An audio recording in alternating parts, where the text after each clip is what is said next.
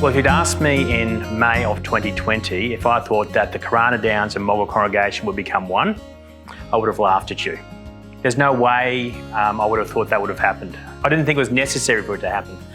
But as we began to look at the reality of what was happening in the churches, we discovered that there really was a need for something to change. And what grabbed my attention in particular was, as a presbytery, we've been looking at ways to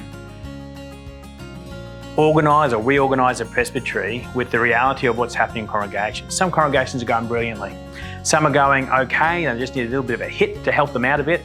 Yet others were in a place that wasn't sustainable. And so in 2019, as a presbytery, we'd adopted a bit of a plan around that. And I suppose Moggill and Karana Downs was one of our first tests in that since we brought that into action. We recognised that Moggill and Karana Downs had a history. We recognised that they weren't too far apart. We recognised that they in some ways share some of the same people because of their context. I think for me and for others, there was this sense that potentially some sort of amalgamation or doing ministry together was the next right answer.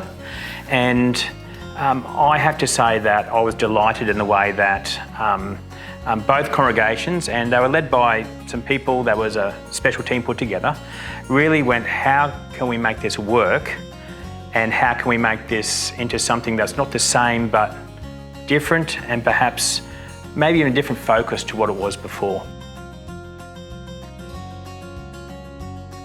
We presented to the congregations in a series of information sessions. So we had a comms plan, a formal comms plan developed as part of that project. And we gave information sessions leading up to the congregational votes, which occurred on the same day in different locations and were passed unanimously. It was a very structured process following pretty standard business guidelines, which addressed, we had question and answers, FAQs, and most of them are fairly obviously what's going to be asked. So we asked and answered them and distributed them, and then we spoke to them after the church. And by the time we got through 3 information sessions, there were no further questions. The 4th one, we stood there in silence because nobody had anything else to ask. And the vote went up and it was passed.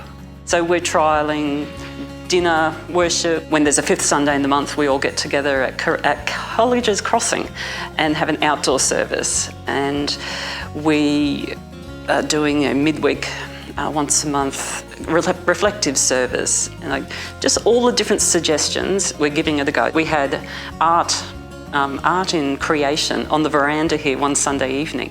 So people from Moggill came out of Moggill and came here, and people from Karana Downs came. We had a big Thanksgiving service. But we're not throwing out the traditional, we're not throwing out what people are familiar with.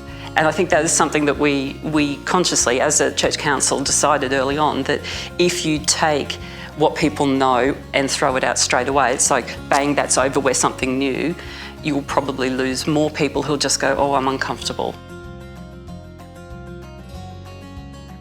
Going forward, I think we have the opportunity as a new congregation to invent ways of being relevant in the community. We've had with some of the trials, we've had people say, this is something that I would invite somebody else to.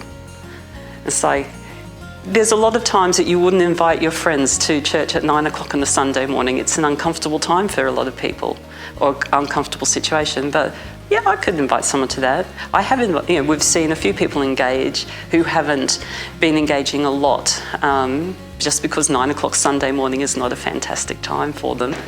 And it's been on the cards for a while. I think even like 2 years ago, we were talking about a lot of people can't come on a Sunday morning. So this has forced the discussion about what else can we do? Where are the opportunities? Where do we fit into a community that doesn't naturally sit in rows singing songs on a Sunday morning? Where do we fit in with that community? Is it by the lake, well, it's not a lake here, is it? It's a river. By the river, or at some other place, at the coffee shop, at the tavern. Now, I would still argue there's a long way to go. I mean, they have amalgamated. I think we started this conversation around about September, and I think by March or April, they'd made the decision to come together. And so it really wasn't a long, long time. And so again, once again to me, there's that sense that the people of God were listening to the whisper of the Spirit and we're willing to respond to it rather than just say, we're just going to stay where we are.